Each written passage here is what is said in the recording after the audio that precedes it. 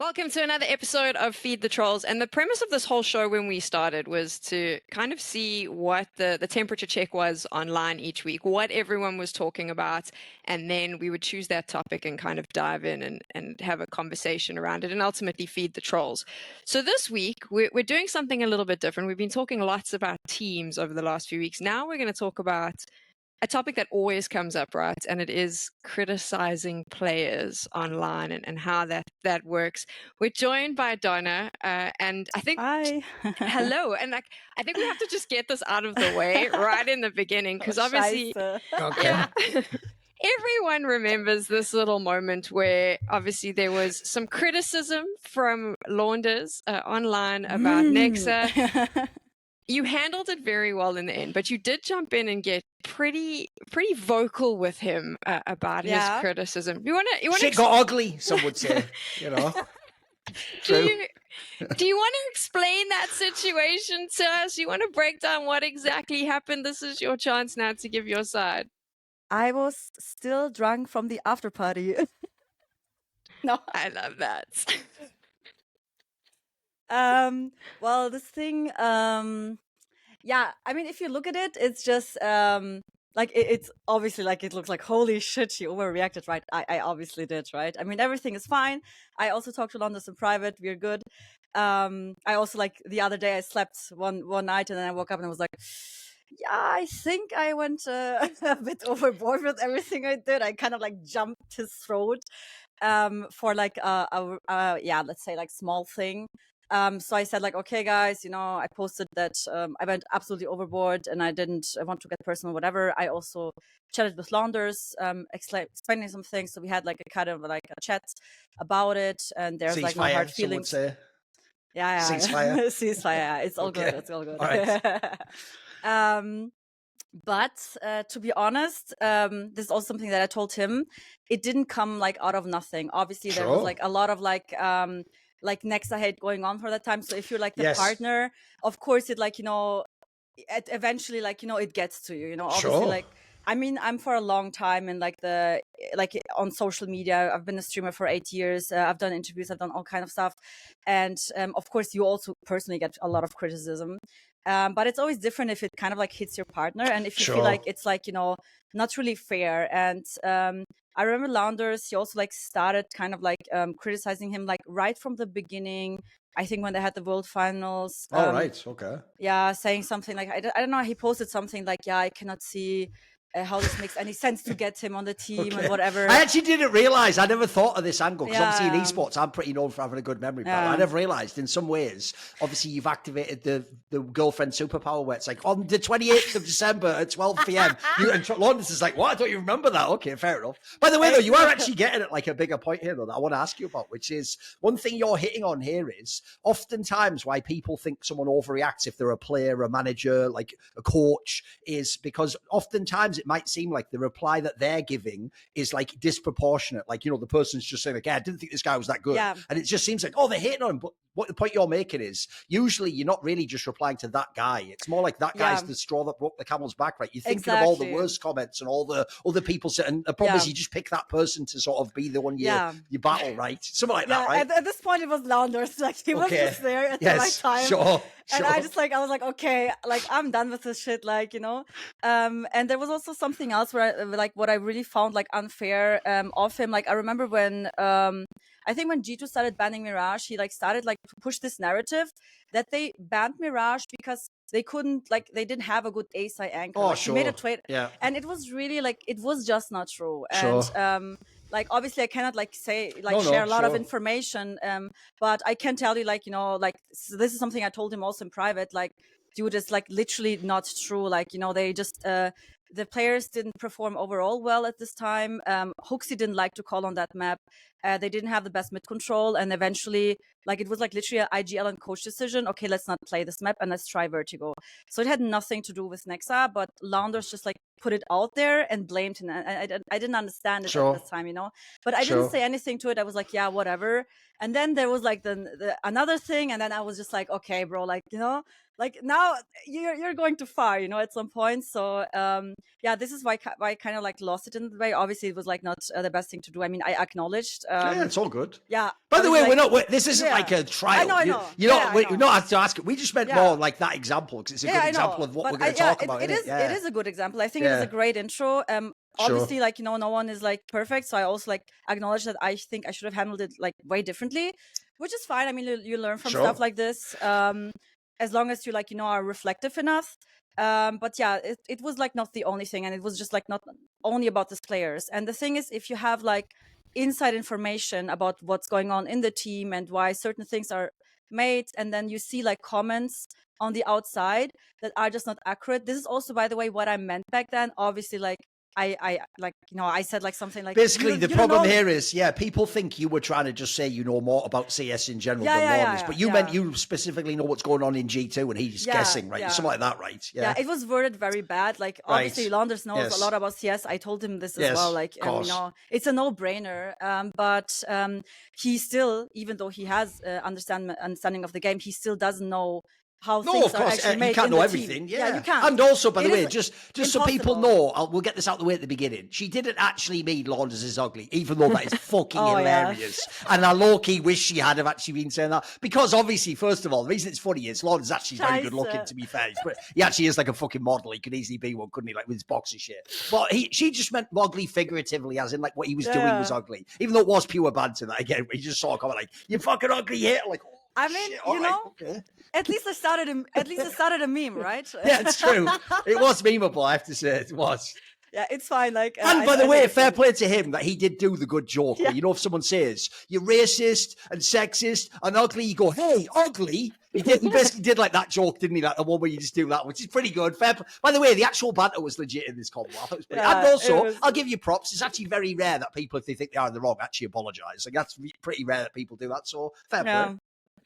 You handled it really well. That was my thing. At the end. Yeah, it was a little bit chaotic, but like I always say, like you can say, I mean, you can't say whatever you want, but you can go off. You can have a bad day and lose your shit. If you go, hey, listen, okay, maybe I was a little bit overreactive here. This is what happened. Then it's good. And I think that the way you and Launders handled it was great. But it is the kind of great way to build the foundation of the conversation we're about to have about criticizing players. Because this is something that comes up all the time. And I mean, like, I've had it numerous times on the desk because I like to have a little bit of an opinion, and I'll never forget this. I talk about it too much, so this person is definitely living in my head rent-free. But when I did blast spring groups, I was working with Babsky, and he didn't want Heroic played, and they played very badly. And I kind of asked him on the desk about it, and he was doing the thing that as a pro player, I think he was trying to like look at both sides, and I completely get that, be as fair as possible. But in my mind at the time, I was like, nah, like we have to make this a little bit more exciting. And I proceeded to go, well, I think Heroic played like trash. And I used those exact words. I defended it not very well, but they had played very badly at the time. And I remember afterwards there was an HLTV thread that started with someone who was extremely offended that I had used the words trash. And went on quite a long rant about it. And then a few people jumped in and go and basically said, they were like, but they did play like trash, right? And the TLDR was that the original poster agreed that Heroic did play like trash, but he felt that I didn't have the right to say it. That makes sense. That's something that I found quite interesting, is that like a lot of criticism of players, it's like you're allowed. We agree with what you're saying. Like when you criticize them and say they didn't have a good time, yes, they didn't.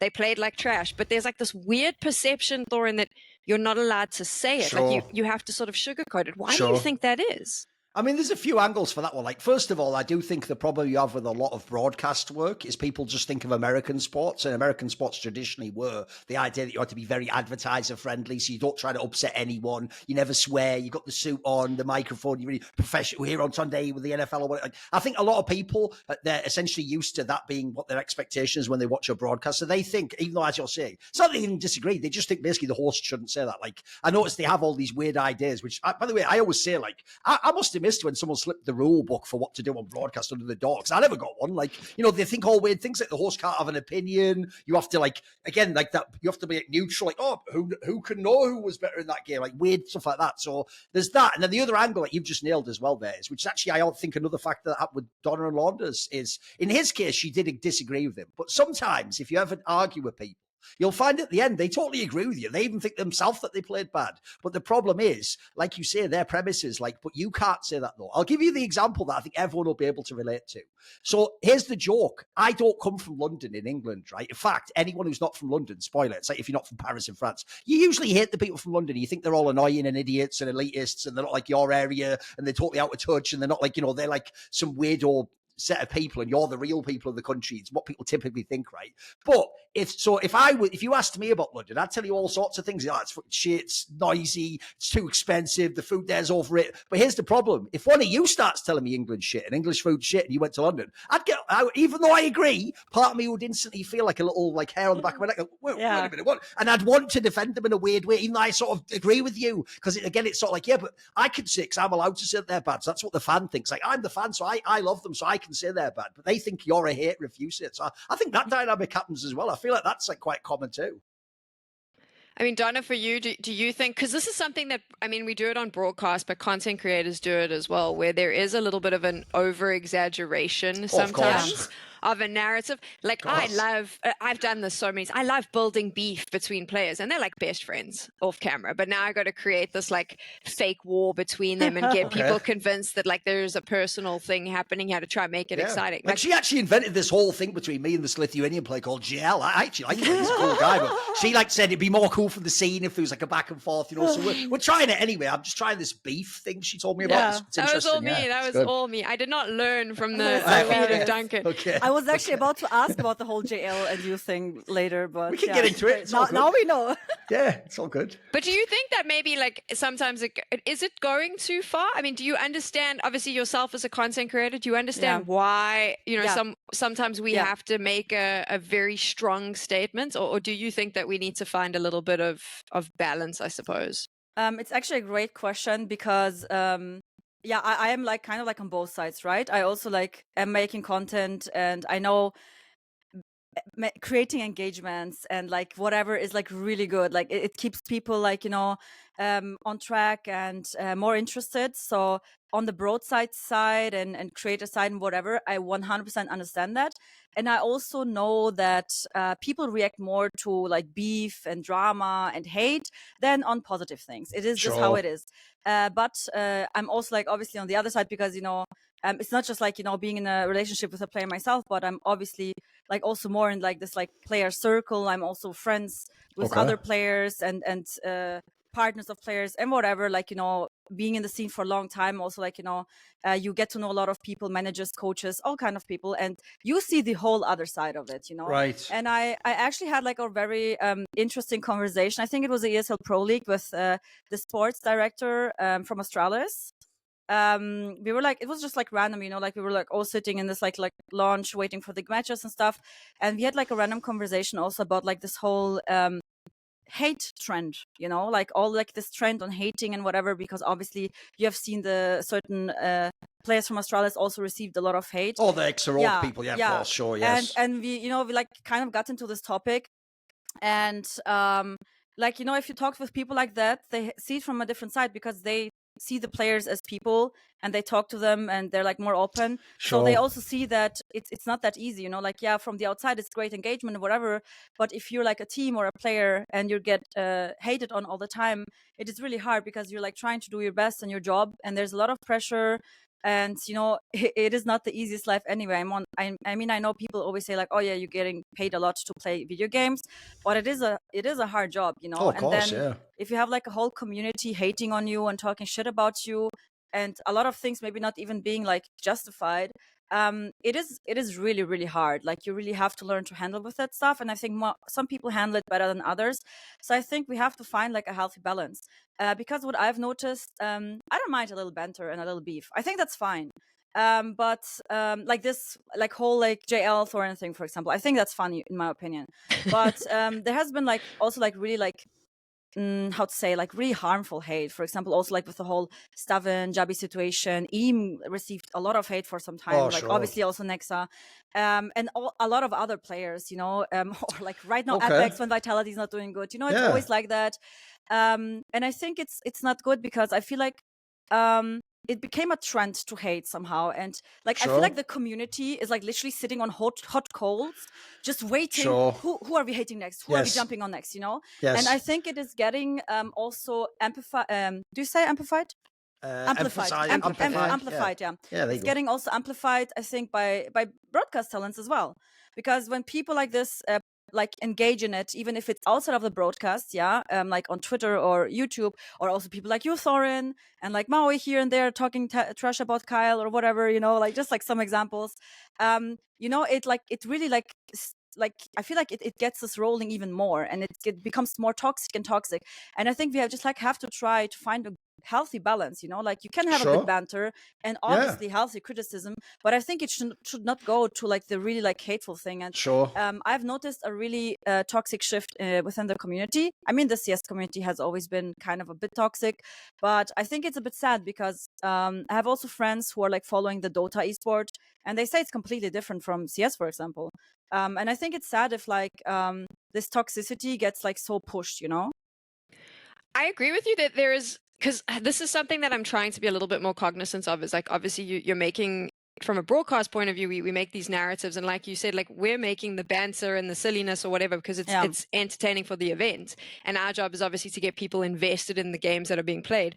But there is a group of the community who take it way too far, and I've seen that, like it's unhinged, like the death threats and the just, I've seen that there's some people that will something happens, or say, for example, like there is a negative comment about a player, and then there'll be one person who every day is like tweeting out 7 pieces of like, ironically, every single time, I've now blocked the account, but I mean, every single time I posted an episode of Feed the Trolls on X, I mean, Thorin, you have one. There is this dude that would come up and just write like vitriol in the comments, like and I would look at this and be like, you obviously are like tracking every time Thorin is mentioned, but 2, like at some point, there is an unhinged personality here who's now obviously become obsessed with this hatred. And I suppose there is a responsibility on content creators and broadcasters, Thorin, to understand that like there is a level of unhinged fan that may take what you say as gospel and like really go all out to,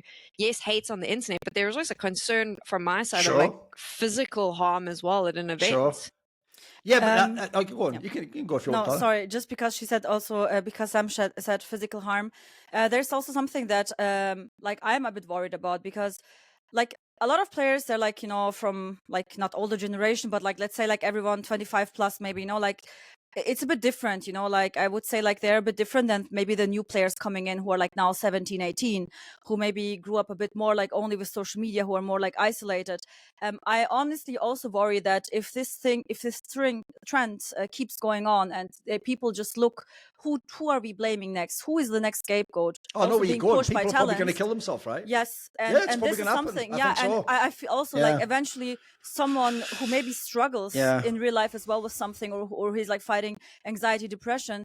Like I honestly, I have like really the worry that this will happen one day, and then what do we do? You know, like I feel like this is something that worries me, because like I think like players who are like a bit older, you know, they handle this thing differently. They're like used to it, to hate and whatever. It's fine. Like it's not fine anyway, but I don't think any one of them is gonna like, you know, suicide. But honestly, if you look like at like younger generations, they're like a bit different now than the players who are like 25 till 30. You know, like they're completely differently wired. I also feel like in general, like mental health is like becoming a bigger issue, also with like people growing up with social media and everything. And this is something that people like really don't think through, you know, on a long-term thing. The problem I have is this, Tech Girl. In a way, like, I sort of agree. Like, I do think if you're on broadcast, for example, like, you should probably give, like, some thought to, like, what angles do you hit, etc. Like, for example, I think even if people disagree online, I think all the broadcast work I did, I think it is pretty obvious if you ever watch. I almost have, like, a cheeky wink sort of style. Like, I'm making it pretty obvious if I'm being silly or irreverent. I'm not really just like, this person is trash, they should be moved. Like, you can sort of tell by my tone, I'm not actually just being just a hater, right? So I do think, like, you can't always as you say, if they're unhinged, they could take anything. Like an unhinged person could take you eating a banana and do something mad with it. Like there's nothing you can do at that point in time. But I actually want to do something where, as an interesting point, because I actually think she made a really interesting point there, and a serious one, which I've said myself. Because anyone who's ever had like people mob you for like 3 days, you can easily see how someone could kill themselves. I'm not even joking when I say that. Like in that moment, it's like the thing that you want to stop, but also the world's changed for you, and people are going to think about this forever, and all these thoughts that people have, the intrusive thoughts. But what I'll do is, first of all, I'll offer an olive branch to the fans out there, so that we don't seem like we're just saying everyone's a hater if they criticize. So I'll just do one thing, which I always do try to do, which is like step outside myself and see someone else's perspective, which is if you are a fan, you are actually in a really tough situation, because basically we are all complaining about you, and to you, we're just the people on the screen. And so if you're a fan, it actually feels really unfair, because in every other sport and every other entertainment aspect of life, actually it is taken for granted that when you see the person on your screen or an Instagram reel or a YouTube video, you can type a comment, because that's what the comment section's for. And you know that like Ariana Grande isn't going to read that comment, or the guy out of like Cristiano Ronaldo isn't going to see that someone goes, Messi is better, you just scored penalties. No, he's not going to read that YouTube comment. So for him, it's fine actually. He just gets all the money and the attention.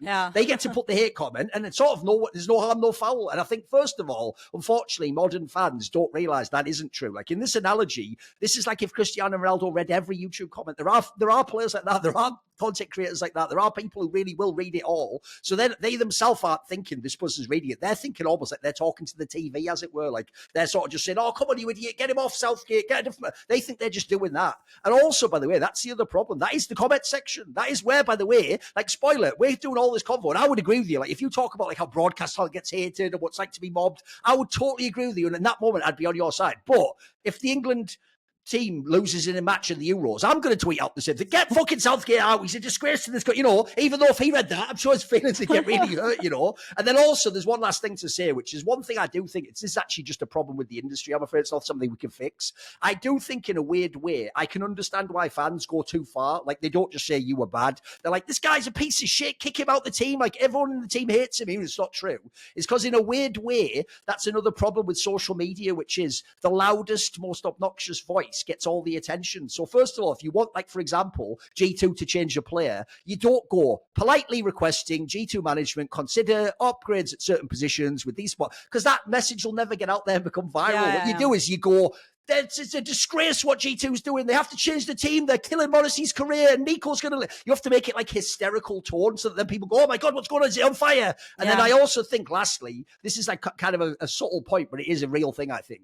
The reason with teams like G2, I think people hate on certain players more is when there's a perception that it's like this failure now is connected to all past failures. So with G2, the obvious angle is Nico hasn't won the major. So even though, by the way, if you come in and you're like Malbs, for example, like you weren't part of that. But the problem is, if you lose the next major, they will hate on you as if you were the one who cost them the last 8 majors. You know what I mean? It's like a fatigue of feeling like you're never getting the result you want. So I just want to make the point that, like, even though, by the way, this doesn't change the fact that it's still hurtful if you're the person reading it. It's still horrible. Like, both these things exist. It's actually why I want to do this episode. I want to show that actually it's really complicated from all sides. And if you notice, except for people like Techno says, except for really unhinged people, I actually think most people are coming in, not necessarily with good intentions, but they're not trying to be malicious necessarily. Like she wasn't trying to be malicious to Launders. Really, she was trying to make a point of things like, I know things within the team, you've guessed incorrectly, like you're too confident on a top.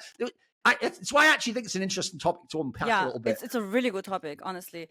Can I say something? Yeah, go for it. Listen, Donna, if you haven't realised it, you can say anything anytime you want. The question is, do people like it? So go for it. Just like about like the whole G2 thing. For example, like I don't know if it's like the community, but like it is honestly like at some point like mental for me. Like the whole like G2 is insane. Like I mean, when they announced that they signed Snax, people already hated on him before even watching the match. I'm like, this is going out of hand. Like, bro, like I don't know, like what's up with his team, but like I don't know, I don't think there's a single team right now, like a single top team that where like people are literally like just like waiting. I don't know, it is crazy, but I think you're right. It is because like Nico hasn't won a major yet, or like, you know, Morrissey is like considered one of the best players, or maybe the best player right now, and they had to win a major, whatever. So they're always like, I feel like if you actually look at like G2's like whole past, they always looked for a scapegoat because I mean, how many attempts like did G2 have at the major and they haven't won it? I mean, they even missed out on a whole major, and then instead of like thinking, okay, what is not working on the team. Of course, people were attacking players. They were like, I think, blaming Hoaxy or whatever. I don't know anymore. It's a bit it was like a long time ago. But if they don't win the next major, then of course they're gonna blame either Snax or I don't know, whoever performs the worst, probably. So it is just something also that I think people don't understand. Especially, I think a team like G2 is a very good example. I cannot get too much into detail, but it is not like, the easiest to perform in this team, because you have like always a certain amount of resources and space you can use within the team, and it gets used by their star players. So of course people will always go and blame, I would say, like the players who look weaker, but they don't understand that these players are actually setting up the other players who are carrying the games, and then for them they just like see the stats and like, okay, Nico is carrying, Monas is carrying, just get 3 other players who are carrying as well, and then they will win. But it is not how it works, because like for them to carry, they need someone to lift them up, and they always like go and scapegoat this kind of people who are doing these jobs, who are doing like this shitty jobs, and it has been in G2. I mean, they had so many changes in the past, and it was always this type of players who get cut first. It is just literally their cycle. And it is like the community just doesn't really understand it. And it's not just like with G2, it's also with other players. And I feel it's like really hard nowadays. There's also a thing like no one really wants to be an IGL anymore, because IGLs are the number one scapegoats. They always get blamed. They have not the best stats. There's really like a lack of IGLs also in like the top, especially like in top 10 teams. And I think this is part of the reason no one wants to do the shitty support role, the IGL role, play the shit anchor spots, because you will be the first one who gets hated. Yes. Like, by the way, if anyone wants the example, you need these players. I'll use the best examples. Like, first of all, every time, I'm not even trolling, every time FaZe Clan ever loses, people for real who don't know the game say Carrigan should be kicked. Even though the joke is, all the analysts, we think he's the fucking goat of that position. Carrigan is insane. And then the other one is obviously, since he's just won the major, Alexi B. Until he won that major, there was loads of fans that used to basically say he was trash because he hadn't won a tournament. Even though, again, if you know what he's doing, like he had rave reviews from all his teammates. So no, I think if you look at the high end, it shows that what you're saying is true. Yeah. I think that it's obviously a nuanced conversation, but for me, the way I try to picture it from a player point of view, maybe a broadcast point of view, even a content creator point of view, is if you're talking about players, like I know it sucks if you're a player and everyone's like kick Hoaxy. It sucks for Hoaxy, but this is what happens when you play at this level, right? In this, true. That is how it's going to be. I think the problem becomes when it's Listen, not... if you go playing into the breach, you'll never have those comments. I'll tell you right now. You could play all day long. There'll be no spoilers. There'll be no comments whatsoever. But it's sort of true though. Like in a way, technically, though people don't want to accept it. It's the same thing in a way that's hard about our job, right? It's at the end of the day, if we don't want comments, if we don't go on the broadcast, we also won't get hate, right? If we don't go on an IEM broadcast, there won't be that many people watching. But it's going to bring the hate if you do. It's kind of, I've always told myself, so I'll take it back to that heroic example I gave, because I think it's a good one, where I don't have a problem if you go online and say, I don't like Tech Girl and I don't like what she said here, I disagree. If you go, I disagree with you, that's good, because you got thinking. That's my job. My job is to get you invested in the game. If you disagreed with me, it means you were paying attention to the game. I can't handle, you can't say this because you haven't been in the scene long enough, or you're ugly, I want you off. Or like in the case of the players, it's one thing to be like, hey, listen, like Hoaxy, you need to go. It's another thing to be like, Hoaxy, you need to kill yourself. I hate you. I want to shoot you in the head. You're so trash. Like that for me is maybe. Listen, where I was just having a bad is. day when I sent that one. You have to understand. I meant to see played badly on that map. Whatever. But now, Thorin, I am actually going to put you on the spot though, because I feel like this Thorin is number my one thing. Hoaxy hater, by the way. Exactly. Yeah. But now this. Let's bring up the JL thing, because you have numerous times told on the show, you have said, I think JL's a great player. I think he's doing a good. I don't like him as a person. So I mean, this is where the line is, right? Even that's not even really true. I don't know him as a person, Spawn. I'm just seeing stupid tweets he's doing, Anna. I just mean more like he was rude to me. And if you don't know, my style isn't like, oh, they're being rude to me. I'll be the bigger man. It's like, fuck that. Hey, if anything, I'm Ant-Man, motherfucker. I'll shrink right down and beat you on that level, at the atomic level. Like, no, it's just how I do it. And if people don't know, I actually did ages ago now. I say ages ago, JL's career. He came out of a dick about 5 minutes ago. So his career is about a year long. But let's talk about the ancient past of JL's career. If you remember back when he was in like Apex, for example, first of all, he didn't actually tweet that much and his Twitter account was tiny. So back then, I think he maybe did do a tweet around the time of like, I don't know, maybe one of my beefs was Simple or something, some weird thing he just jumped in on. But actually at the time, I did even tell people and wasn't going to address it at the time, because at the time he was like a semi-nobody. But I did say it, from now on, I'm only going to beef with people when they're actually like famous or they've like won something. Because the premise then is, it's like being a rapper. If you're Jay-Z, you don't respond to a random guy making a mixtape. You respond to another famous rapper. If you're going to do a beef, it has to have like value for both people. It has to be like fun, but also we can both like gain engagement, and it can be like memorable, right? So what I decided was I'm not going to address this guy who's just in fucking Apex, like the 4th best player in Apex. But then he like fucking got in Navi. I'm like, okay. That's a big step. And then he won a major. It's like, well, now you can just fucking get both barrels, mate. Now you've earned your status. Like you're basically on G2 in this analogy, Sam. So now you get your criticism. So now we do it. So no, my problem is just like he's just trying to banter me and go back and forth. And also, I'll just put this out there. The reason why I have no problem bantering with someone like that is he's just a bit of an idiot, isn't he? So it's not like if you think about it, my skill set is I'm really like quick on the draw, good at coming up with things that respond to what you say. So it's just easy. Like you have to understand, battle in GL is like when you're like the older cousin and your little cousin's dead, you're just holding his head away like that, and he's swinging, he can't even reach you, like shit, and you're just holding the little guy. Come on, little fella, calm down. We're gonna have to put you in timeout now. So it's more just like that. I actually do think, by the way, one thing people never give me credit for, but it's okay. My role is to be the villain. Is I'm actually very good at people I don't like personally, but if they're really good at the game, giving them props. I can actually do that in a way other people don't seem to be able to, because other people just feel like, because I feel like I don't like that person, I have to say they're bad at the game too. It's like, come on, that's not the case, is it? Like, you can still say, like, by the way, he's obviously mega in like clutches, pretty good under pressure, he's a good big game player, etc. Like, you can still give, by the way, none of that changes the fact I think he's an idiot, but you can do both. You can do both people. It's all good. I'll give you credit for that, because like sometimes I'll see you say something and I'm like, I feel like that's too far. But you'll give credit if someone's good at their job, if they're doing a good job, and that is, like you said, that's something that a lot of people can't do. But I mean, Donna, is there a line? Do you think, do we have to be? Because I think some players are good at taking it. I'm gonna say there are some players I actually think they kind of enjoy it, and they do like the banter, and they do like being 100%. Able to prove you wrong. But then I do think that there are players that are probably falling apart inside. I mean, it's the same with content creators, right? There are some creators, we're all reading the comments. Some of us can go, okay, that's bullshit. And like I've had it where I've read and been like, oh my gosh, I'm like, this is a mess and I don't know how to cope. So is it should we be more sensitive to who the player is and whether or not they can take it? Or do they need to get thicker skin? Because at the end of the day, they've chosen to step up and play professionally and be in the spotlight.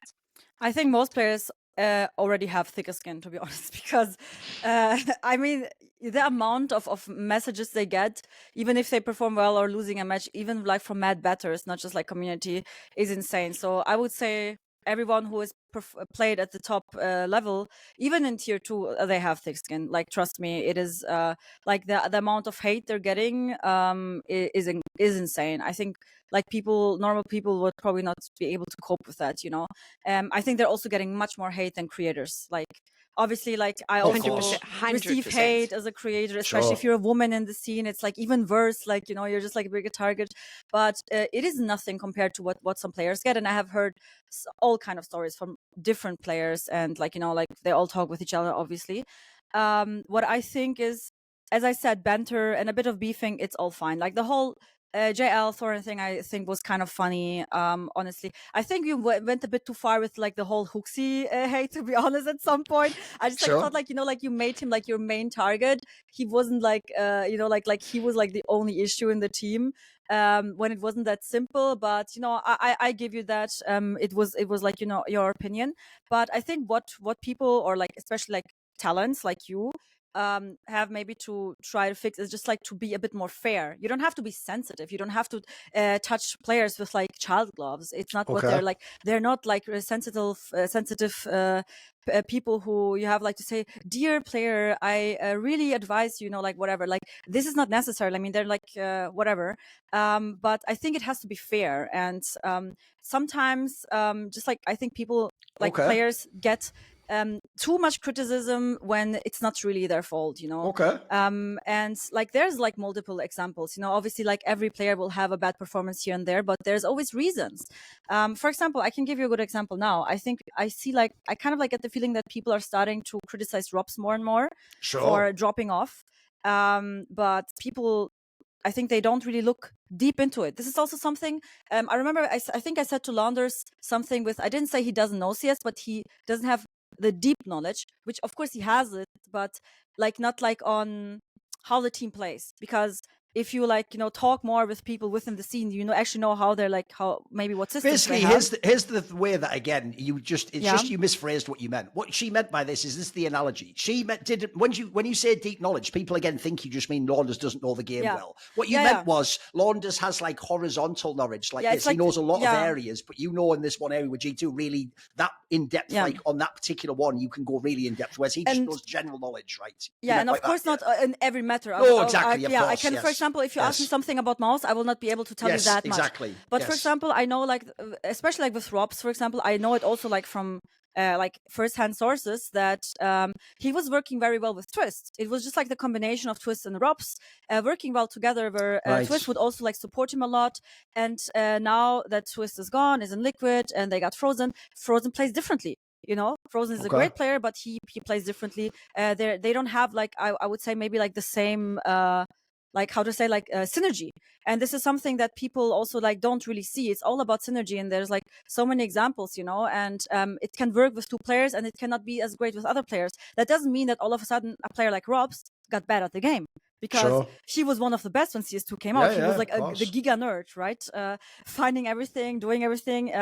So it's not that all of a sudden he became worse. It's just like that it is not the same synergy, and this is also not the fault on everyone and anyone in specific. Like you can have the two best players, but maybe they don't like just like of course. It's not the same, because everyone has their own play style. This is also something that people have to understand, and you have to find like the perfect pieces to work together where the play style also fits. Also, like, I don't know, like Messi, for example, when he stepped into Magic's shoes, he got so much criticism.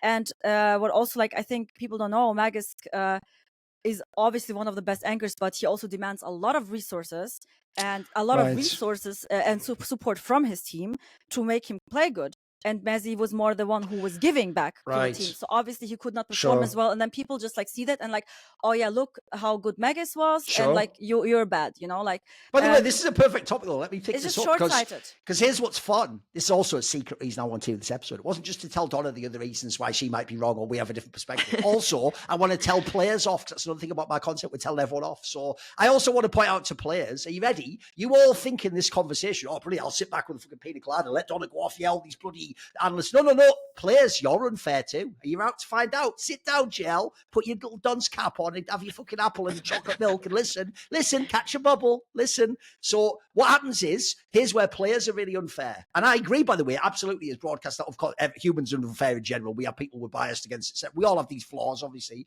But I think players are really unfair this way, which is the same player that gets really mad at you if, for example, you say something like, oh, like he was playing really badly in this way. And he's like, oh, I disagree, like behind the scenes, that's not the case or whatever. Here's the problem. If you always call out that the person's wrong and they don't know something, but I tell you what, you never say when we're right.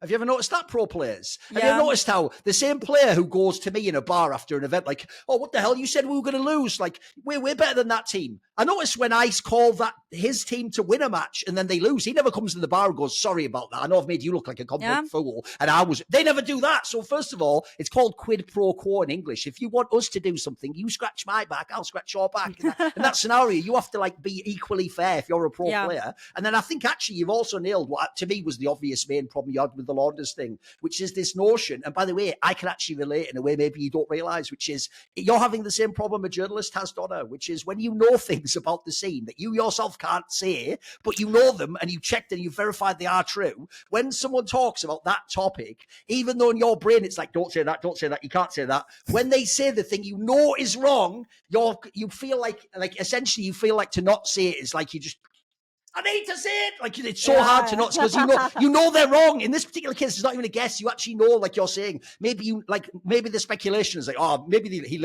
was kicked because he didn't like that guy. But you literally know in the team it's something simple, like, oh, we don't have the money to pay him, so we have to kick him because his salary costs too high. Something like that. Like, to you, it's such an easy thing to come out, but it's tricky because here's the problem. This is also where pro players are unfair. Pro players also do the same thing. They'll go, hey, you didn't know this, but I was going through a really hard time, actually. Like, my dad just is in hospital. I always say to them, like, you do know if you tell us that, then we can actually take that information on board. If we don't know it, though, we can't know what we don't know. So that's also what makes this conversation really tricky, I think. Is like, in the case of someone like Launders, he can't really go, I'd like to do a tweet about G2. Oh shit, I should probably like DM everyone in G2 though and ask if this is true. He doesn't really, you know, in that moment you sort of have to just go with it. Here's the funny thing. This is why actually I also pointed out, I don't think it's bad that you always respond, because by the way, sometimes, even though sometimes you have to be careful, you are linking the actual info you're not allowed to say. Sometimes you're also helping out. Like if you'd have actually just said to Launders something like, actually in the team it was this reason, but you hadn't have put like your ugly hater or something, he might have actually even listened and gone, okay, maybe that's true, maybe I'll take that on board, you know. I feel like the ugly hater thing got to him, you know. I don't know, I think she could have said that and then ended it with ugly hater, because I would have enjoyed that.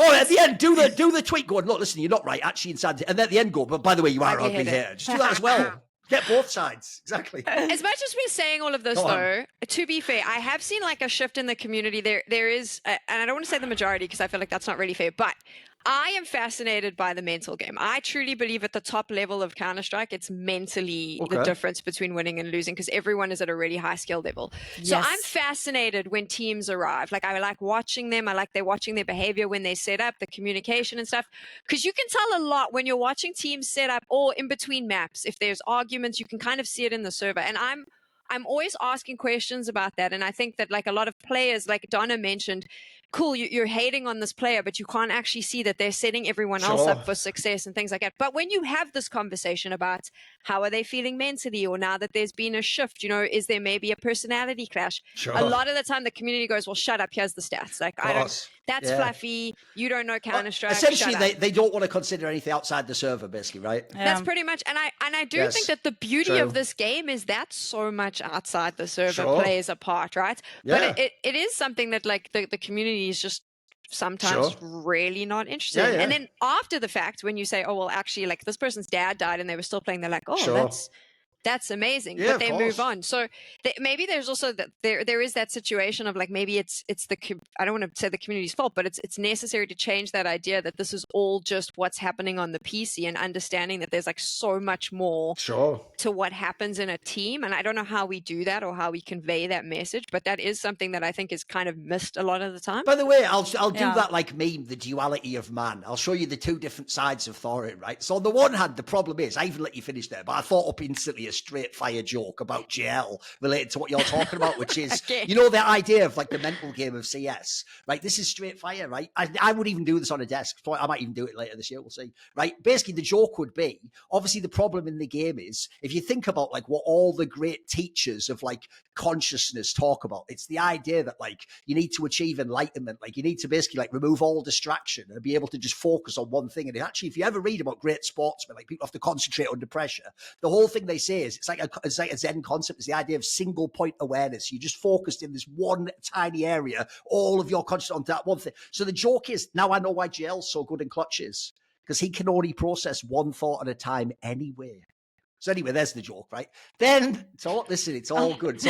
It's all good. Move that on. And then the other part is about the idea. I actually do agree though with like the human element is the part that's missed. So one thing I will just say as an actual piece of advice, because the problem is, even though we're going to point out all these problems in the scene, a lot of them are like social problems or how people communicate on social. They're not really things we can fix with this episode. But I will actually tell you on this episode one free piece of advice that anyone watching, and especially by the way, anyone famous watching, you can have 100 times the effect. When people are getting mobbed like that, or they have a bad tournament and their stats are shit, you know everyone's going to say they're the reason the team lost.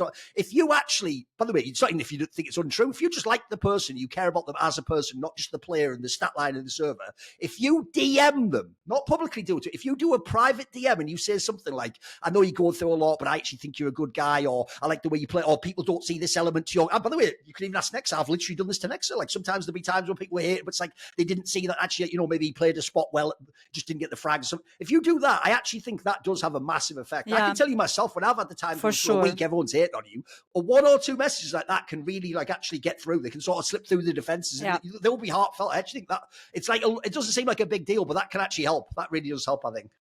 I also think what really will help, and this is something that I would wish in general for the community, because like I feel like, you know, there's like a lot of focus on who is playing bad and which team is like not performing. So you watch a matchup and then the team that loses, there's more focus on the team that lost and why they lost and who was to blame than on the team that won. And I wish in general that there would be like a little bit of swift to like kind of like more complimenting the team that did good, you know, because also like this is a very good point that Sam made.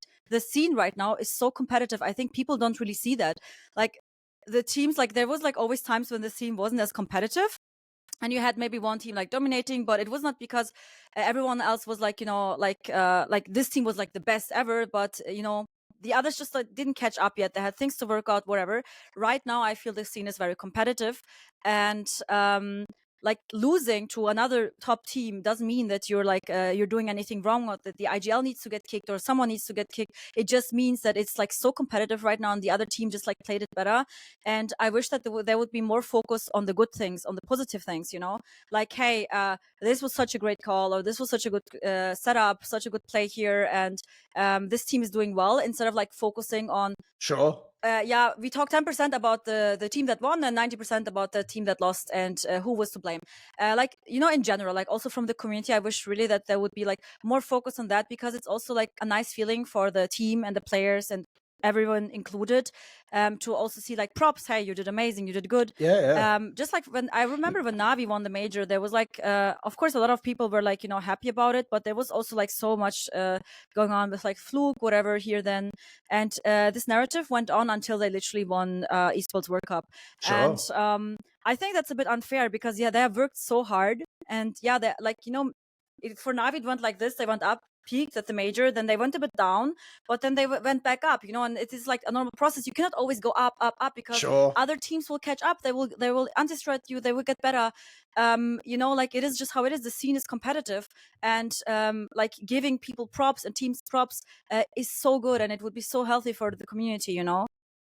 Fun little story time. So when I first, I mean, I was doing Counter-Strike in South Africa, but when I first started to come into Europe to work, I couldn't get into Counter-Strike. And so I was advised to just take any work that I could. And I ended up in an Overwatch job doing Overwatch Contenders, which is like the feeder league to the Overwatch league at the time. And one of the Blizzard, I don't know if I'm supposed to be saying this, but I don't care.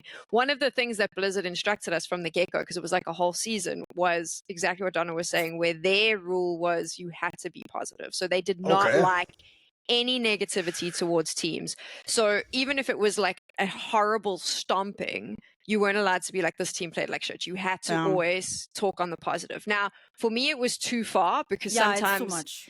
But the thing that I learned during that, and I do actually think it was a really important lesson, is that it is far easier to criticize than what it is to give props sometimes, especially when you have like a relatively close matchup. And it is a skill that I think is something that maybe anyone who wants to commentate or create content around Counter-Strike like should work on honing, because that is actually one of the most difficult things. And I think that's why it is so easy to criticize. I think with the Navi example, agreed. For me, Donna, and Thorin, I think like with the Navi example, I think that the reason that they're not seeing the props is because a lot of people are looking going, I don't understand, because my brain tells me they must have one pop-off superstar player.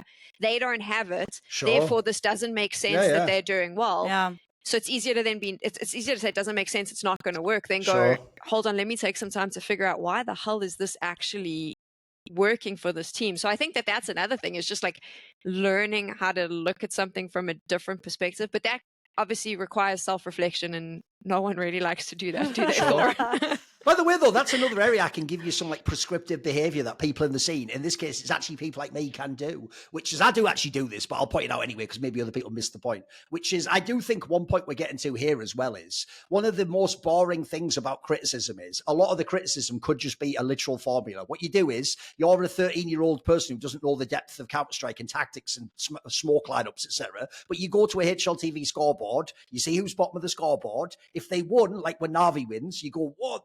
The guy's fucking terrible, even though they won. And instead of being like, how did Navi win? And by the way, what did he do that his stats were bad, but they won the game? Instead, you just go like, the guy with the bad score is shit, because anyone can do that opinion. It's really easy. Like I said, there's a formula. You insert the name of the person with the low frags, equals terrible, bad, should be kicked, whatever. But I'll say, if you're someone on broadcast, one thing that, again, is really valuable, it might not seem like a big deal, if you can ever help explain to fans why someone whose stats don't look good isn't actually bad. Because look, obviously, by definition, some of the people with bad stats are bad, and stats are showing that. But there are players, classic examples, I'll give you two right now, where if you know the game on a deeper level, it's not that like, you're not saying they secretly got kills that didn't show up on the scoreboard, but there were things that don't show up on the scoreboard, like kills and assists that person did. So back in the day, a classic example was a friend of mine was NBK, the French player, because he used to basically in his teams by the end just play like the fill role. He basically did whatever anyone else couldn't do. Yeah. If you ever watch his games, I don't care if he had like a 0.98 rating. I could show you games where like just how he positioned and how he played off the other guy and how he gave a flash, like things that don't really show up, but he was doing like half the job of the guy who then got the kills. Or the modern day example, I'll give you a really good modern day one because he's playing again in Cloud9, is that player Inters. If you watch his stats, they're always going to be terrible guys because he's not a superstar player. And he, by definition, in teams plays the worst possible spots. But if you understand that his job basically is to be in the impossible spots and not be as bad as you normally would be, he actually is a good player. He actually is someone where if you watch how he plays, he clearly like, understands the team concept, understands things like what you can do that isn't just getting a kill, delay the opponent, give information, throw the utility. Like these are actually things where if you're a content creator and you see this or a broadcast person, you can also do a lot if you actually explain to people. Because I think the best example actually is Magisk. It's even though he gets hated on now in Falcons, he was a player that never had crazy stats in Vitality, but I think people did a fairly good job because he's legendary of explaining that like this guy does way more than you expect. Like his impact's crazy, you know, like look what he's doing on this round here.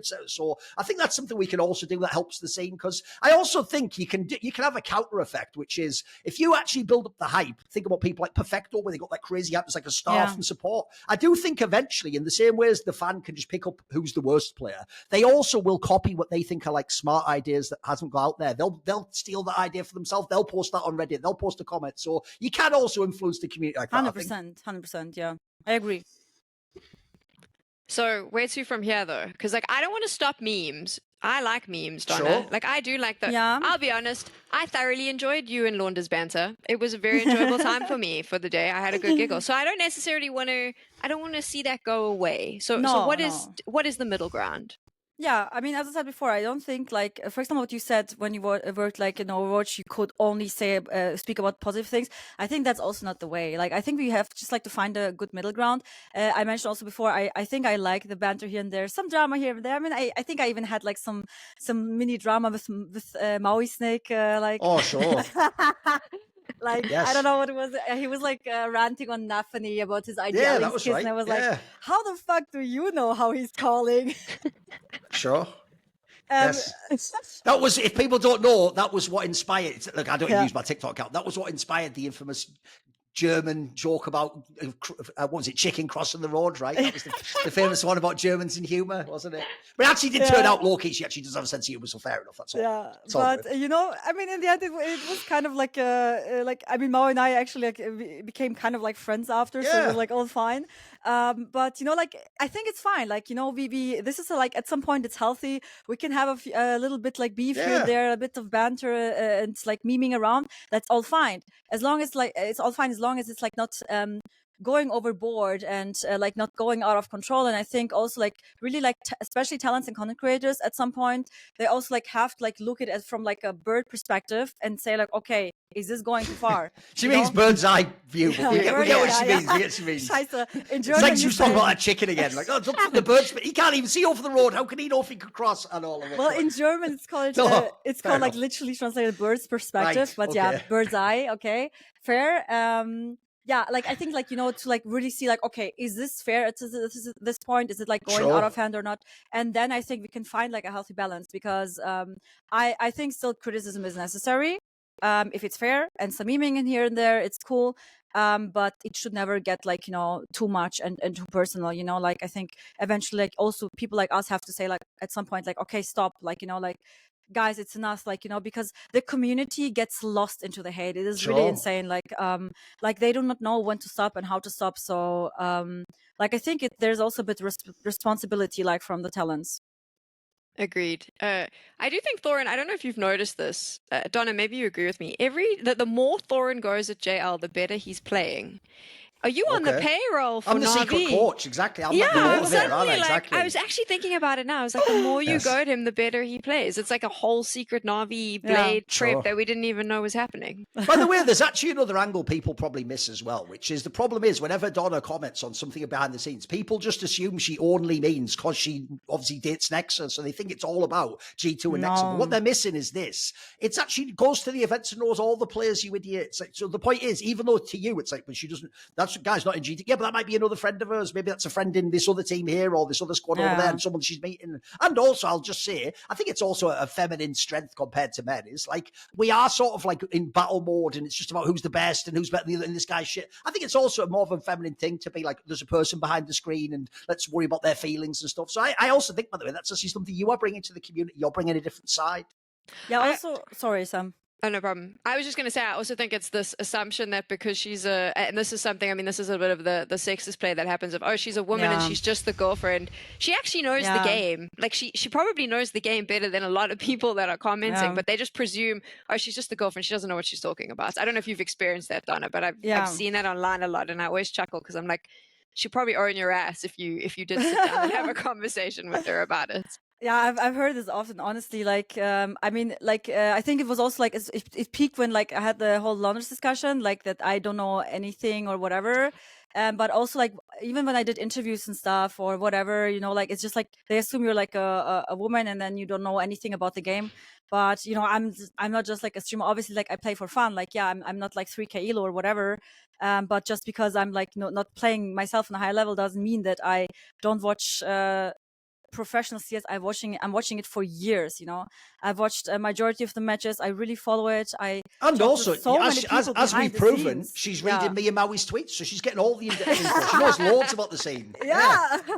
No, but like, you know, like I'm really interested. Like CS is obviously my passion. Esport is my passion. I know so many people behind the scenes, and obviously like, you get a lot of input. So for me, it's like people think that you can only have a valid opinion if you're like an analyst or a caster or something. And if you're a woman, then they look twice as much with like, how to say, of course, you know, the magnifying glass. The magnifying glass, yeah. It's just like, I mean, this is the classic sexism within the scene. I don't know. I actually something, Sam, that I noticed yesterday. I was watching while you had like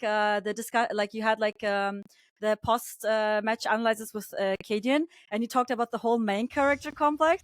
Like, I love that, and I was like, holy shit, let's. It was fire. That is fire, and I swear, like I don't always follow the chat, but in this moment, I wanted to see like how the reaction was, and it was like mixed reaction. But there was like a lot of people saying like what the fuck, like she shouldn't be saying this. What the fuck is her problem? Or like she should not get brought back on screen. I swear, if I feel like if Bobsky or someone else would say this, it would be a whole different of course reaction. You know, I feel like also like, for example, someone like you, Sam, like I noticed that you like to spice things up, and I feel like it's not always taken well by the community, you know, because like how dare you know, as a woman, being like, you know, spicy and cheeky and challenging players, analysts and stuff like this, you know, like, and I feel like it would be a whole different reaction if you would do this as a guy, like 100%. By the way, low key, the thing I actually love the most, Sam, is just that for some reason, I don't know. Here's the problem. I know how broadcast works. I don't know if when Cadian or Bubsky or whatever's looking to their left, right, or their right, actually, in this case, if it's from their perspective, you know, the camera works. I don't know if when they look over, what your like resting face is like when you're not on camera. So I always wonder, because I always feel like somehow every time they always look like they never expect the flame to come. Do you know what I mean? Like they always think you're just going to say something really generic, but then like that one, by the way, I'll give you props. I thought that was fucking hilarious when you turned to Cadian and you were like, "It's Cadian. Do you need to like get a lot of buy-in in a team?" It's like, fuck, you know, it's just been kicked out. That was pretty good because he could tell he was sort of like, shit, oh fuck that. It's like Batman. That dagger just went straight in, didn't it? It went straight into the organs. Yeah. He wasn't no defenses. That was queen shit, like right there. It was good. I appreciate that. I have to. The thing is, what people don't realize. So, Donna, I completely agree with you. I see it all the time. The liquid thing. Yesterday I saw it a lot, which was like she's not allowed to say that. She shouldn't say that. And I always laugh because I'm like, y'all are saying it. And also anything I've said, it's not. I'll make a joke, but it's not necessarily like unfair, right? No, I try and it's debatable and you can disagree with me, but there is this weird thing of like she's not allowed to say that, which I find really fascinating. Because I mean, I understand that maybe it's an old school concept of what a host is, which is like a robot that just runs the show, but I think having an opinion is fun. But what a lot of people don't realize is I don't tell them what I'm going to say, because I'll be honest, no, of course not. Yeah. I mean, it's half of that stuff only comes up to me when it happens. But I do speak to whoever I'm working with beforehand, and I go, okay, listen, can I have a little bit of fun here? Ah, right. Are you okay with this? I try and like, Yes. I'm pretty, and I've had times where Yeah. it's pretty clear. They say they're okay, and the first time we do it, they're not, and then I stop. So like, Yes. Katie and I warned him what was coming when we went in, and I said to him like, I'm going to do this, this, and this. But then I also said to him, I won't put you on the spot because I know that you're still on the bench with Liquid. So like, I understand that you probably don't want to come on here and flame. So I'll do it. I'll take that bullet and have the fun. So I do think that people don't see those conversations, but I also have reached a point where, and I think this is from a woman point of view, Donna, is like, I can't not be who I am. It's very difficult for me to be like the super serious one. I am really brash. And I do think Thorin has a point as well from like, my face doesn't reveal it's coming. So I do think a lot of the time it comes across as like very dry. So people don't even know if I'm joking, which is maybe also why I get criticism because they think I'm just genuinely a bitch. But like, fair enough. Okay. But like, it is what it is. I also like, I do think it's important to like, for me, I'm a fan, right? And like, I'd always try and think about like, what is the conversation? We're all having this conversation now. What's the conversation we have in our Discord chats when we're watching this stuff? It's why we do this show, right? We wanted to actually have the convos that you would actually like what people want to talk about as the fan. I know what you mean because, by the way, this is one area where if the fan really thinks that like the host should be neutral, etc., I disagree. Like when I worked at Flashpoint and tournaments like that, I can tell you I was actually always trying to get people like Freya to do what you're doing and say like, oh, don't just be super. I told her like, look, maybe in other esports that's what they want to do. By the way, certain esports, League of Legends, the game developer has complete control. They can tell you what to do, like Blizzard, etc. Like since we don't have that in CS and we have the freedom to kind of pick how we present ourselves. I always told her, you're a real fan of the game who's been around for like 7 years or something. Like you can give a take too. Like you can come in and say, by the way, you can even challenge us if we say like this player's better than me. You can, well, he wasn't, he was trashing like you can do that too. I actually think it's cool when everyone gets involved because as you say, Sam, like the reason it's so silly to do the overly professional approaches. That's not our community. Our community is all people just bantering and trash talking and gossiping and drama. And that kind of is like who we are in CS, especially in the. Well, remember, we're the only game ever. This is the best example ever. Counter-Strike people, remember who you are. In League of Legends, remember, people will actually like complain and report you for toxicity if you like dance near the fountain when they're losing the game. In Counter-Strike, we all complained that Valve took out the mode where at half-time we had 30 seconds to abuse each other. That was one of the most fun parts of playing and matchmaking was the second those mics open, you're just like, fuck off, you're all fucking... Look, in your case, I'll pretend I didn't say like, you're fucking Germans and get the fuck... Of course, everything was abuse. But because it was sort of like we were allowed that moment where we would. It was like a 30 seconds of being toxic to get out of your system. Like in a fucked up way, we sort of vibed with it. We did like it as a community. We really did Valve for real. I also think like a bit of toxicity is fine. Like we all kind of grew up with. I mean, I'm used to it. Like you know, like, by the way, I don't have anything. Girl, that's the headline there of Donna featuring Donna. A bit of toxicity is fine. So there you go. That's the headline. That's the headline. Sure.